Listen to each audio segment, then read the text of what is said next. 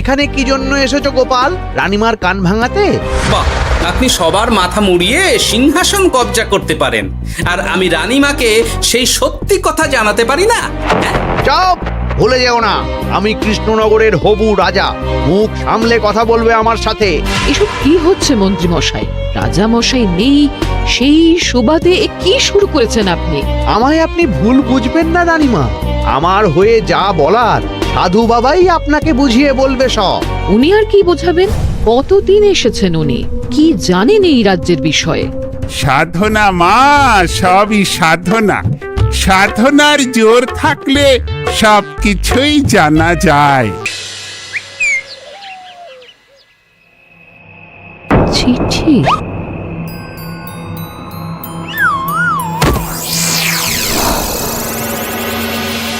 আমি অনেক ভেবে দেখলাম, আসলে এসব সিংহাসন, ক্ষমতা, প্রতিপত্তি অর্জন করা আর রক্ষা করার জটিলতার চেয়ে বাকি জীবনটা শান্তির সাথে বনে কাটিয়ে দেওয়াই ভালো। বলছি, সবই তো বুঝলাম, কিন্তু এই শান্তিটা কে? মহারাজ সন্ন্যাসী হয়ে গেলেন, আর এসব নিয়েও তুমি ভাড়ামি করছো গোপাল? ও মা গো, এবার কি হবে? চিন্তা করবেন না রানীমা, কৃষ্ণনগরকে আমি আমার বুক দিয়ে আগলে রাখবো। আপনার ছাতির মাপটা ঠিক মতো জানেন তো মন্ত্রী মশাই? মানে ওই গোটা কৃষ্ণনগরকে কি আপনি আপনার বুকের মধ্যে আগলে রাখতে পারবেন? গোপাল! মার্জনা করবেন মন্ত্রী মশাই। আমি বলছিলাম কি, ওইসব আগলে টাগলে রাখার আগে ওই ভালো করে খুঁজে দেখুন সব। মানে কি বলতে চাইছো কি তুমি? মহারাজকে খুঁজে বার করুন মন্ত্রী মশাই, লোক পাঠান। তিনি হয়তো এখনো বেশি দূর যেতে পারেননি। এটা কিন্তু ঠিক বলেছে গোপাল, তাকে একবার যদি খুঁজে পাই আমরা। আপনি চিন্তা করবেন না রানীমা, আমি এক্ষুনি লোক পাঠাচ্ছি। আর গোপাল, রানীমাকে বিশ্রাম নিতে দাও। যাও এখন, যত সব।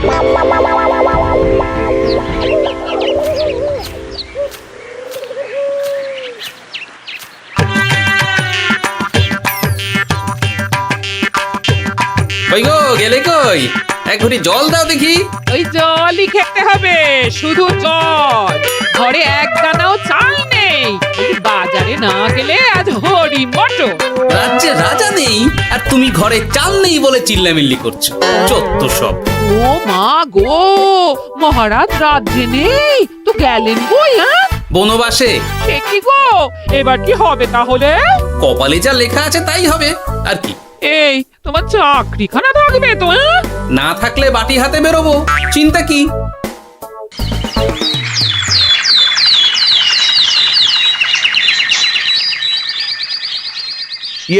মহারাজ যখন নেই তখন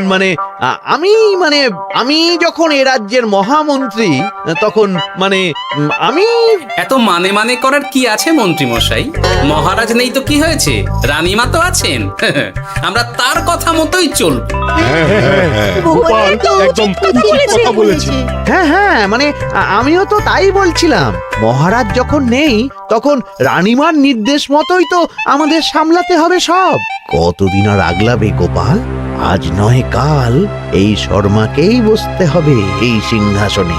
যতদিন পারি ততদিন তো চেষ্টা করতেই হবে মন্ত্রী মশাই। আপনি যদি চলেন ডালে ডালে, আমি চলি পাতায় পাতায়। রাজা মশাই আছেন? আমি অনেক দূর থেকে আসছি।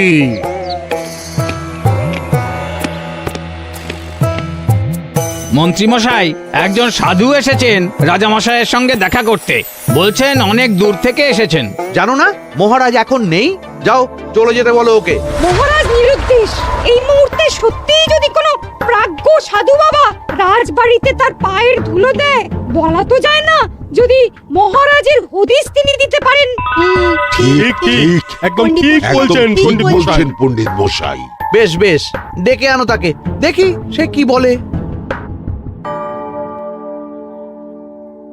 মহারাজ, আমার প্রণাম নেবেন। উনি মহারাজ নয়, উনি মন্ত্রী। আসুন সাধু বাবা, আসুন, আসন গ্রহণ করুন।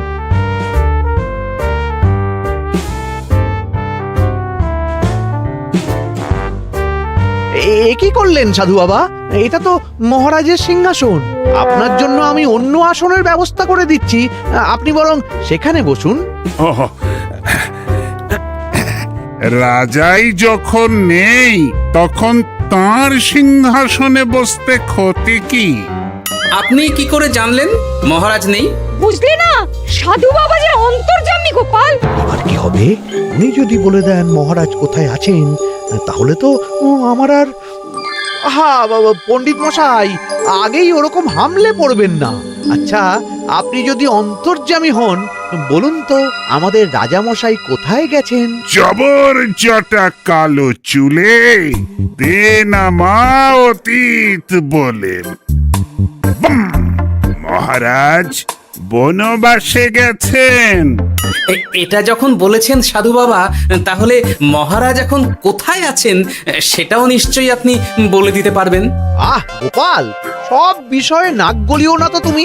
ঠিক ঠিক আছে, রাজা মশাইকে নিয়ে চিন্তা হওয়া তো খুবই স্বাভাবিক, কিন্তু গোপাল, রাজা মশাই বনবাসে গেছেন, তাকে আর সংসার মায়ায় বাঁধা ঠিক কাজ হবে না। এ আপনি কি বলছেন সাধু বাবা? মহারাজ না থাকলে রাজ্য চলবে কেমন করে? নতুন রাজা নির্বাচন করতে হবে। এই তো খেলা জমে গেছে, একে দিয়েই কাজ হবে মনে হচ্ছে। সাধু বাবা, এসব নিয়ে নয় পরে আলোচনা করা যাবে। এই কে আছো? সাধু বাবার পা ধুইয়ে দাও ভালো করে। না, বিষয়টা ঠিক সুবিধের মনে হচ্ছে না। আহা মন্ত্রী, করেছ কি? আমি সাধু মানুষ, এত খেতে পারি কি? ও বললে হবে না সাধু বাবা, আপনার জন্য নিজে দাঁড়িয়ে থেকে মহারাজের খাস হালুই করকে দিয়ে রাঁধিয়েছি সব। এ দেখুন না একটু, অমৃত অমৃত। বেশ বেশ, এত করে বলছো যখন, বাহ বাহ, চমৎকার চমৎকার। আমি জানি তো যে এমন খাবার আপনি আগে কখনো খাননি। তা বটে বটে, ভেবেছিলাম কটা দিন বিশ্রাম নিয়ে চলে যাব। এখন দেখছি যা আদর আতিথেয়তা শুরু করেছো তোমরা, তাতে তো মাস কয়েক কাটিয়ে না গেলে আমারই লোকসান হবে। থাকুন না, থাকুন, যতদিন ইচ্ছা থাকুন।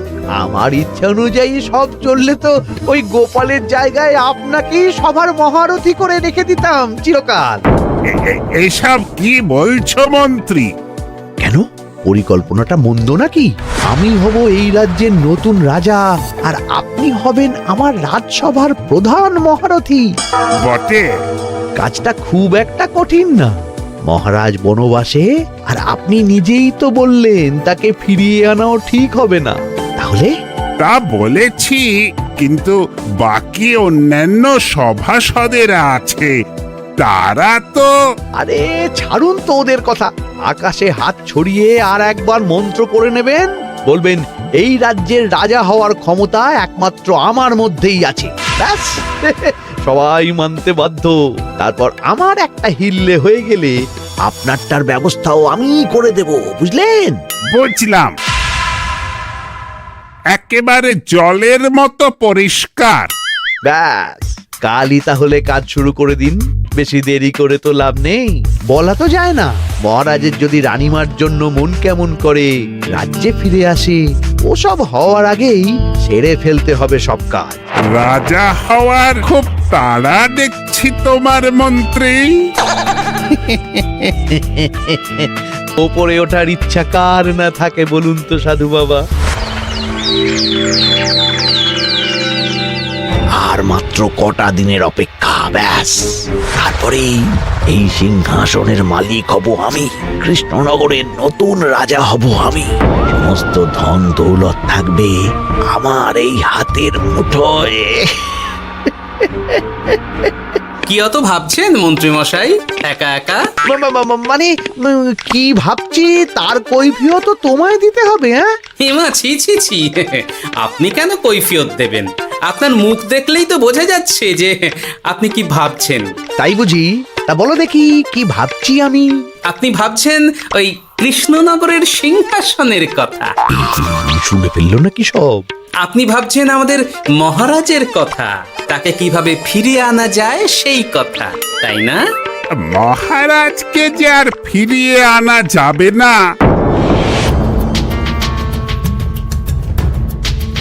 সে কথা তো আগেই বলেছি।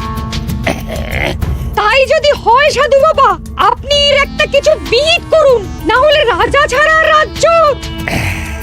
ঠিক বলেছ, রাজা রাজ্য, নুন ছাড়া তরকারি, আলো ছাড়া দিন, জল ছাড়া জীবনের মতো। তাই যত দ্রুত সম্ভব নতুন রাজা নিয়োগ করা দরকার। কিন্তু এ বিষয়ে সিদ্ধান্ত নেওয়ার আগে রানীমার সাথে কথা বলা জরুরি। তার চেয়েও জরুরি একটা কাজ আগে করা দরকার। কিসের কথা বলছেন মন্ত্রী মশাই? গোপালের বহিষ্কার। এ আপনি কি বলছেন মন্ত্রী মশাই? একে রাজা মশাই, তার মধ্যে গোপালের মতো বিচক্ষণ মানুষকে রাজসভা থেকে বহিষ্কার করলে তো রাজ্যেরই ক্ষতি। এটাই হচ্ছে সমস্যা। এই কক্ষে যার যেটা কাজ নয় সে সেটা নিয়ে বেশি চিন্তিত। তুমি বিজ্ঞানী, তুমি বিজ্ঞানে মন দাও, রাজকাজ আমার দায়িত্ব। তাহলে এরকম সিদ্ধান্ত নেওয়ার আগে সবার সাথে আলোচনা করা দরকার। কোনো দরকার নেই, আমি যা বলেছি তাই হবে। রাজ্যের ব্যয়ভার বাড়ছে, এই মুহূর্তে কোনো ভাঁড়কে অযথা বেতন দিয়ে পোষার কোনো মানে হয় না। তাই গোপালেরও কাল থেকে রাজসভায় আসার কোনো দরকার নেই। সবই আমি বুঝতে পারছি মন্ত্রী মশাই। বেশ, আপনি যখন বলছেন, এই আমার শেষ দিন রাজসভায়, চলি সবাই, ভালো থাকবেন।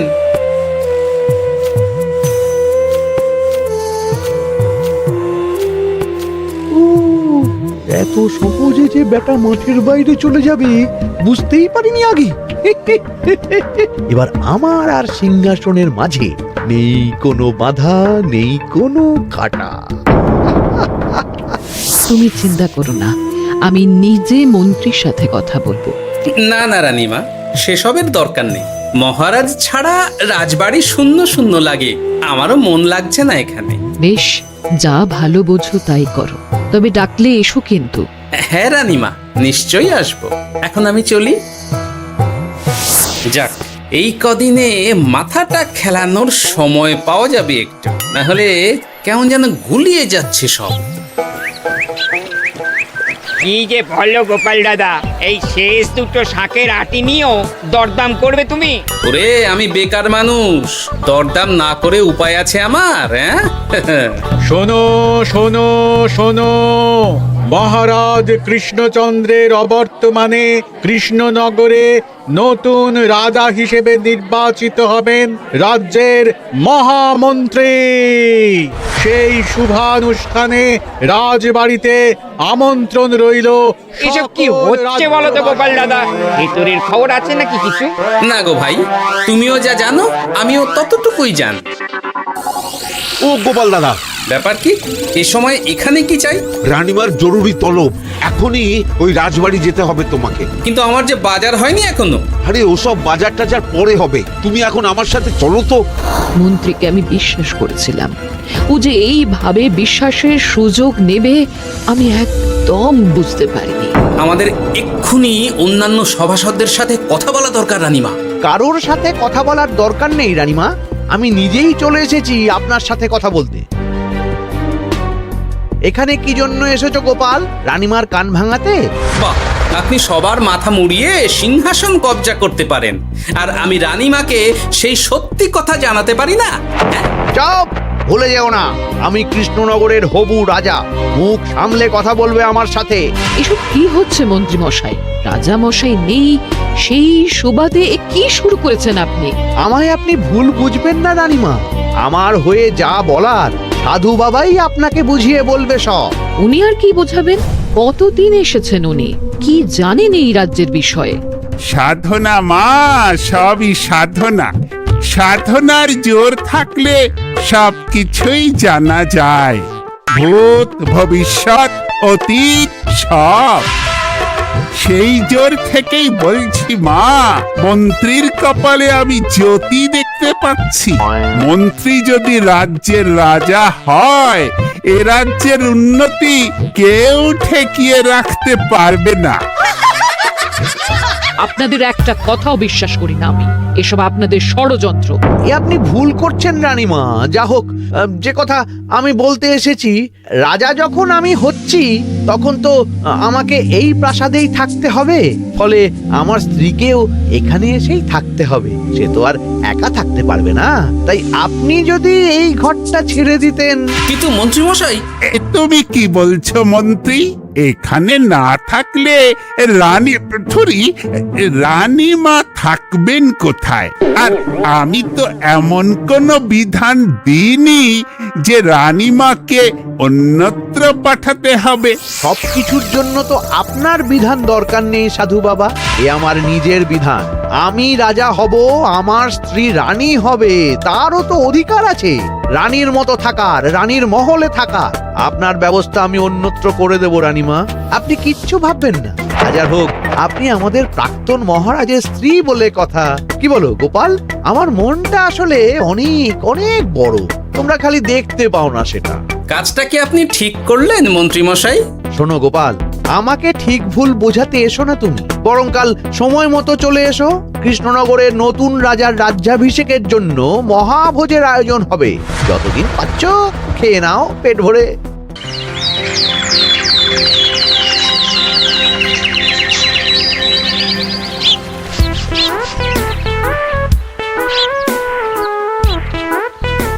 আরে এগুলো আবার কি পরে আছে এখানে?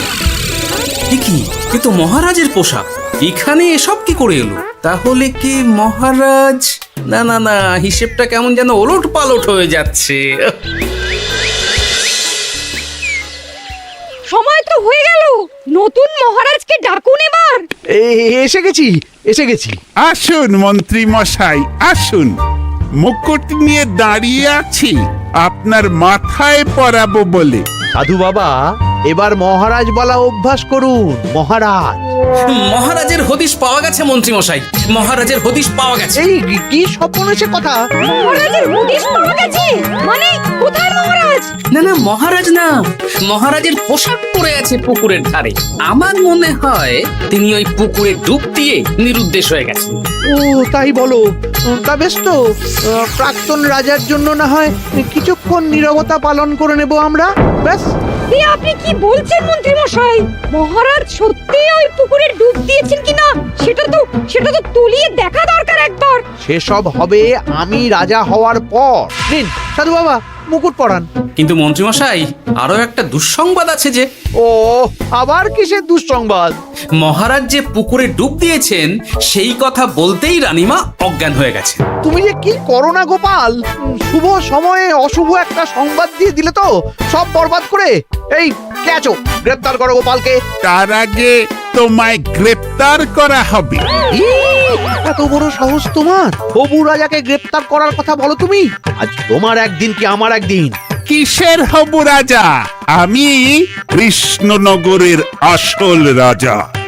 হ্যাঁ, আমি। কি মহারাজ, আপনি? হ্যাঁ, আমি অনেক দিন ধরে তো তোমার বাড়বাড়ন্ত দেখলাম। আজকে খেলা শেষ, কিন্তু গোপাল, রানী কোথায়? কেমন আছে সে? এক্ষুনি তার কাছে আমাকে নিয়ে চলো।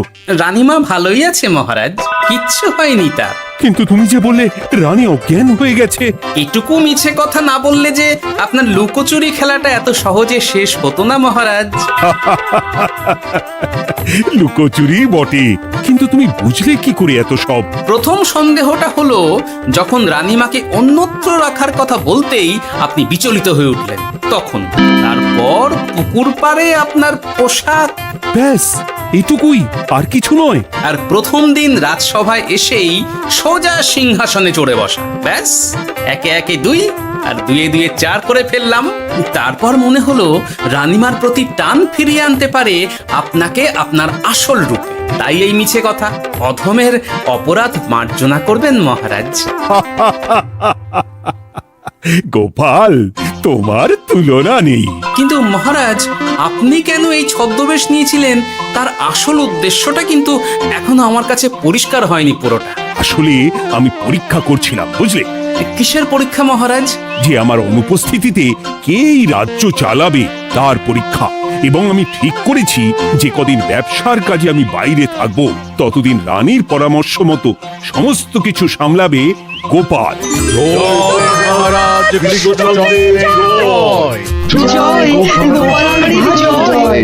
আর আমি মহারাজ? তুমি থাকবে পেয়াদা। এ কি শুধু জল আর ভাত? আগেই বলেছিলাম বেশি বেরো না, রাজা হবেন। এখন খাও খাও, জল ভাত খাও। চেষ্টায় তুমিও আমাকে ভুল বুঝলে গিন্নি।